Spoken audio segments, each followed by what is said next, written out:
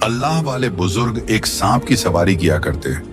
जब वह बस्ती में दाखिल होते तो लोगों की चीखें निकल जाती। यह अल्लाह वाले क्या अल्लाह के बरगजीदा बंदे थे या कोई जादूगर? यह सांप उनकी अपनी औलाद था या कोई एक शैतानी ताकत उनके पास आई थी? कुछ लोग सहम कर दरवाजे बंद कर लेते तो कुछ हैरत से यह मंजर देखते। बूढ़ी औरतें कानों को हाथ लगाती, बच्चे खौफ से माओं की गोद में छुप जाते। हकीकत क्या थी? यह राज गांव के हर फर्द को बेचैन कर रहा था। गांव के बाहर एक पुराने घर में अल्लाह वाले बुजुर्ग हाजी रहमतुल्लाह अपनी बीवी फातिमा के साथ रहते थे।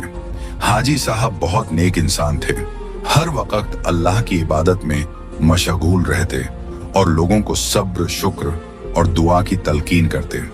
उनकी दुआएं कई लोगों के काम आ चुकी थीं, मगर एक गम जो हाजी साहब और उनकी बीवी को अंदर से खाए जा रहा था, वह था औलाद की नेमत से महरूमी। फातिमा हर रात सजदे में गिरकर अपने रब से दुआ करती कि उसे एक बेटा अता कर दे जो बुढ़ापे में उनका सहारा बने, जो उनकी दुआओं का सदका हो। मगर साल हा साल गुजर गए और उनकी झोली खाली ही रही। गांव वाले अक्सर हाजी साहब का मजाक उड़ाते, कैसे अल्लाह वाले हैं, खुद अपनी दुआ कबूल नहीं करवा सकते, दूसरों के लिए क्या दुआ करेंगे? जब खुद बेऔलाद हैं तो दूसरों को क्या नसीहत देंगे? ये तंज हाजी साहब के दिल को चीर देते, मगर वह चुपचाप मुस्कुराकर सब्र कर लेते। मगर फातिमा के दिल में यह बातें तीर की तरह चुभती थीं। वह दिल ही दिल में रोती और मजीद शिद्दत से अल्लाह के हुजूर गिद्दगिद्दाती। एक रात जब चांदनी अपने जोबन पर थी, हाजी साहब तहज्जुद के लिए उठे। उनका दिल बहुत बोझल था। उन्होंने सजदे में गिरकर रोते हुए दुआ की, ऐ मेरे मालिक, अगर औलाद मेरे नसीब में नहीं लिखी तो मुझे सब्र अता कर, और अगर लिखी है तो अपनी रहमत से मुझे नवाज दे। अगली सुबह फातिमा ने खुशी खुशी उन्हें बताया कि वह उम्मीद से हैं। हाजी साहब के चेहरे पर मुस्कुराहट आ गई, उनकी आंखों में खुशी के आंसू थे। फिर वह दिन आया जब फातिमा के लिए गांव की दाई बुलाई गई। दाई का हाथ कांपने लगा जब उसने देखा कि फातिमा के बतन से एक इंसान की जगह एक सांप ने जन्म लिया है। दाई की चीखें निकल गईं, वह खौफजदा होकर पीछे हट गई।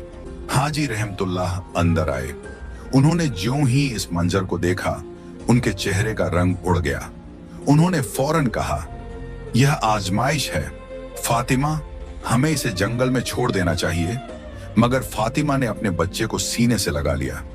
यह मेरा बेटा है, मैं इसे किसी कीमत पर नहीं छोड़ सकती। हाजी साहब परेशान हो गए। गांव के लोगों को जब यह खबर मिली तो वह खौफजदा हो गए।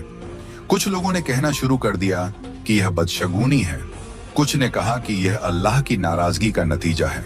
कुछ ही महीनों में सांप बहुत तेजी से बढ़ने लगा। जहां एक आम सांप सालों में इतना बड़ा होता है, वह कुछ महीनों में ही कई गुना बड़ा हो चुका था। एक दिन गांव की कुछ औरतें फातिमा के घर आईं। वह हमेशा उसका हालचाल पूछने आती थी, मगर आज उनके दिल में खौफ था। ज्यों ही उनकी नजर सांप पर पड़ी जो दीवार के साथ लिपटा हुआ था, वह कांप गई।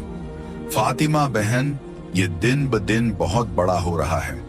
एक औरत ने दबे लफ्जों में कहा, यह सांप आखिरकार दरिंदा है। फातिमा ने तड़प कर जवाब दिया, यह मेरा बेटा है, किसी को नुकसान नहीं पहुंचाएगा। मगर औरतों के चेहरों पर खौफ नुमायां था।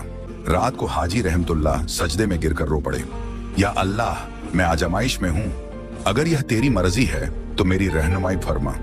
क्या यह वाकई मेरे लिए खतरा है या तेरा कोई राज है जिसे मैं समझ नहीं पा रहा? इधर फातिमा अपने बेटे को सीने से लगाए बैठी थी। वह जानती थी कि वह आम मखलूक नहीं है, मगर उसके दिल में उसके लिए बेहद मोहब्बत थी। वह देख रही थी कि किस तरह यह सांप उसकी आंखों में आंसू देखकर सुकून से उसके करीब आ जाता है, जैसे उसे तसल्ली दे रहा हो। अगली सुबह गांव की कुछ औरतें दोबारा आईं, मगर इस बार उनके लहजे में ज्यादा सख्ती थी।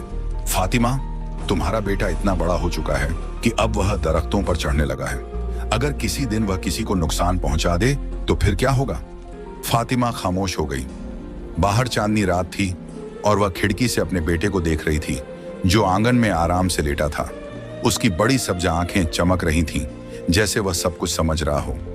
यह एक फैसला कुन लम्हा था। क्या फातिमा अपने बेटे को जाने देगी? या कोई मौजा होगा जो सबको हैरान कर देगा।